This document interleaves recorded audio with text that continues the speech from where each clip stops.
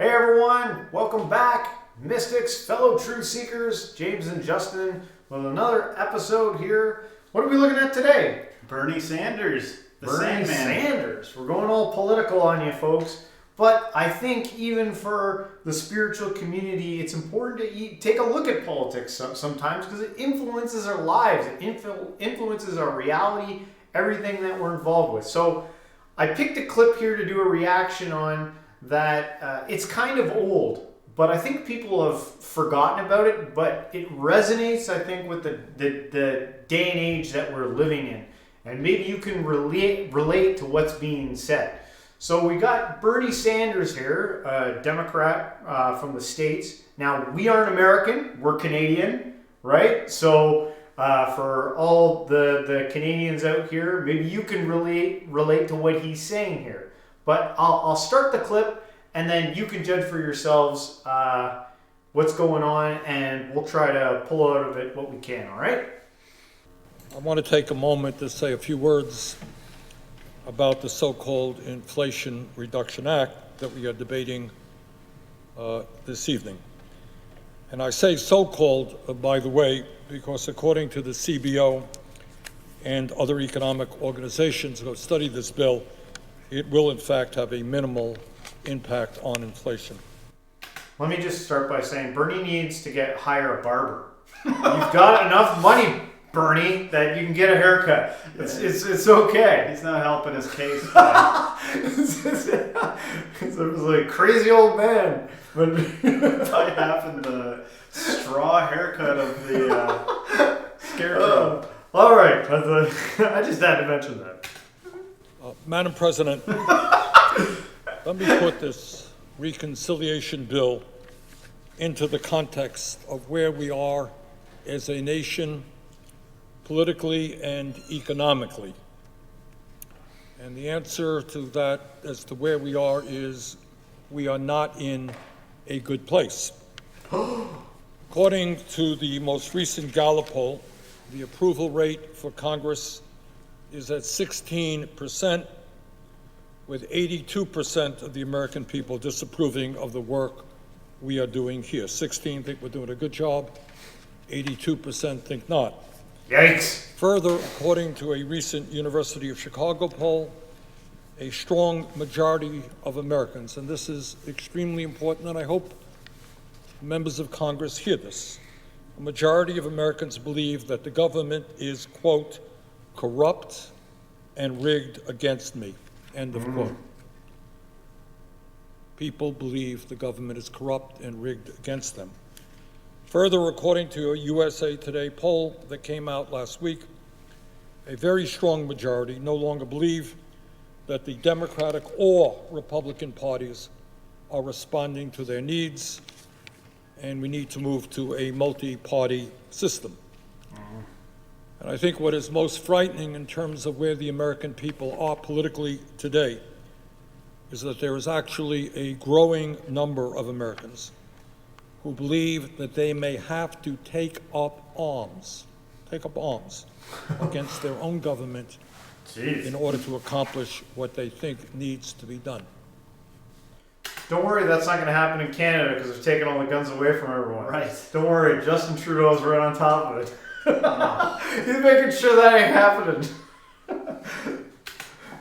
Madam President, all of this speaks to a very, very dangerous moment for American democracy, and in a number of ways it resembles the conditions that existed in Europe in the 1920s and early 1930s, which led to fascism and totalitarianism. In other words, at a time when so many of our people are hurting, many of them no longer believe that in our democratic system, government is capable of responding to their needs, and they are losing faith in our democracy. The people of this country believe, and in my view correctly, that we have a corrupt political system dominated by the wealthy and the powerful, and that we have a rigged economy in which large corporations are seeing huge profits, some cases heaviest profits ever, while the middle class and working families continue to see a decline in their standard of living. All right, so that's pretty heavy. Yeah.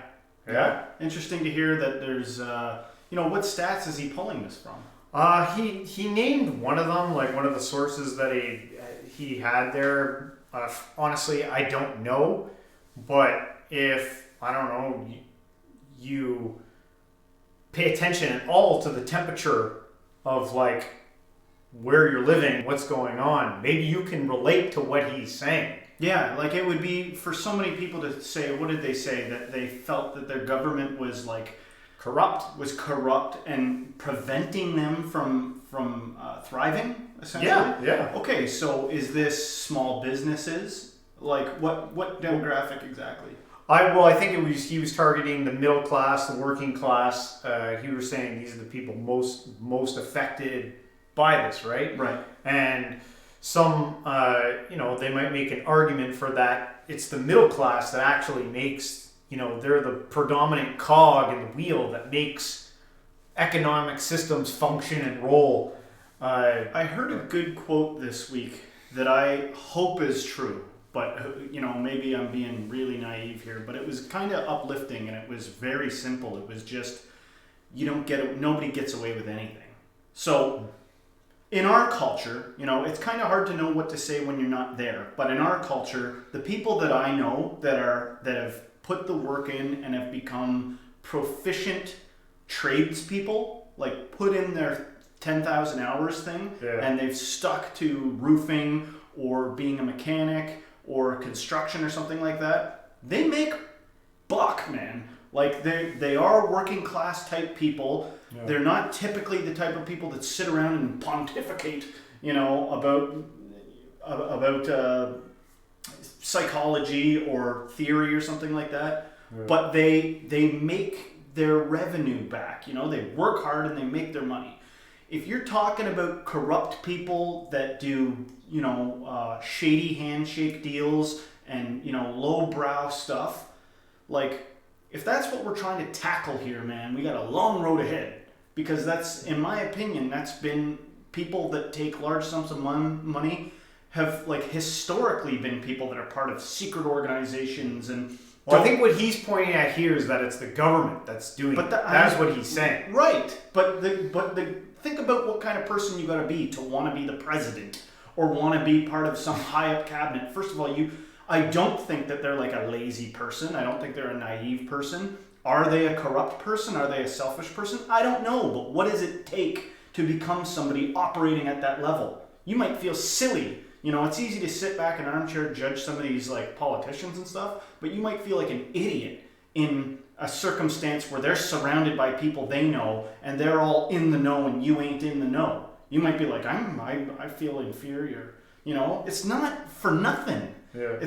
I don't believe that people do these things. And at the end of the day, do you have a roof over your head? If you wanted to get a job, could you get a job and could you pay the bills and whatever? Yeah. It's different if we're talking about not enough funding going to like mental health issues or not enough funding going to people trying to get off drugs or some kind of systematic problem. Yeah. But people blindly being like, you're holding me back. I opened 3 different, small businesses over the last 5 years. One of them was a Christian bookstore. Yeah. One of them was a, pet rock company. Yeah. And it just didn't work out for me. The government's corrupt.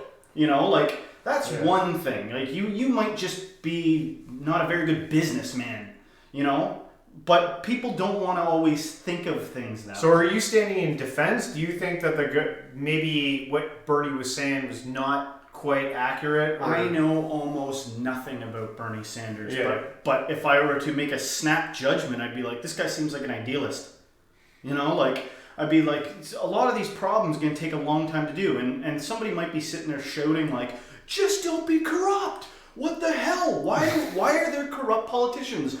Sucker, are you not corrupt in your everyday, every single thing you do? Or do you judge the shit out of people that aren't you? Do you, what? They get elected for Pete's sake, And if the fear is that these people are rallying together and they are threatening to overthrow the government, good. Like, good if that's what needs to happen.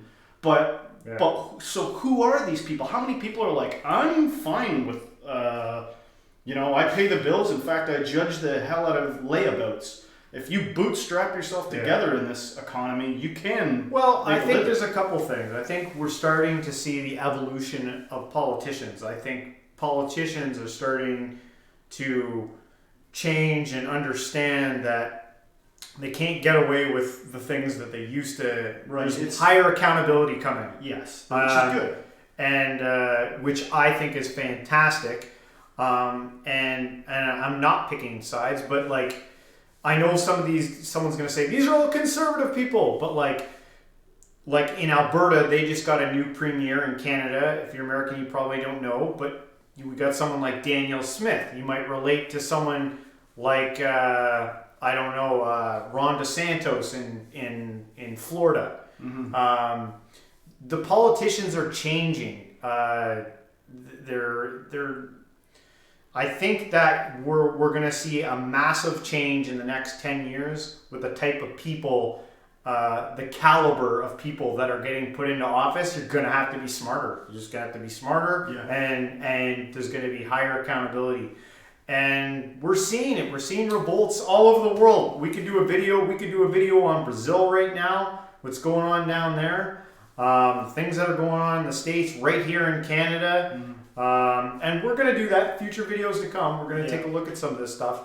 But we want to let you know, or we want to hear what you guys have to say. What do you think about this? Do you think that Bernie's right? Do you think that the government is corrupt and it needs to be, cleaned out and filled back up again with new people? And what would those people look like? Well, I mean, if information remains free and available to the public, I think things should get better and better in terms of accountability and everything. Yeah. The place where I would say watch out is when it gets harder and harder to get your opinion out. Yeah. Or when it gets harder and harder to access information. Like if there's all this red tape around getting down to the truth, which may already be happening. You don't know that you can just trust your internet server, like search engine, and that it's not filtering out what kind of content you have access to. Yeah. We don't know that yet, right? But if that starts to become obvious, that could be some kind of like a firewall for politicians to still be able to operate in a corrupt manner. But I mean, these are ambitious, in my opinion. I would assume that they're probably pretty ambitious people, and to just assume that it's nothing but pure corruption seems a little bit, I don't know. You'd have to have a lot of. If these politicians, there's only one president, there's only one prime minister. Yeah. So it takes a bunch of other people allowing that to happen. So what hand are we all playing in allowing that to happen? Yeah, that's a good question to ask. How am I responsible for? Yeah, because this is such an important thing. What's going on here, and how am I gonna be the positive change that helps make this better? How do I gotta make myself better so that if I did want to have some kind of influence, if I did want my example to be effective, it would. Yeah, good point. Let us know what you guys think. We just want to thank you guys for your support, watching the channel. If you like our stuff, man, please hit the subscribe, like, share with a friend. Everybody, until next time, stay spiritual.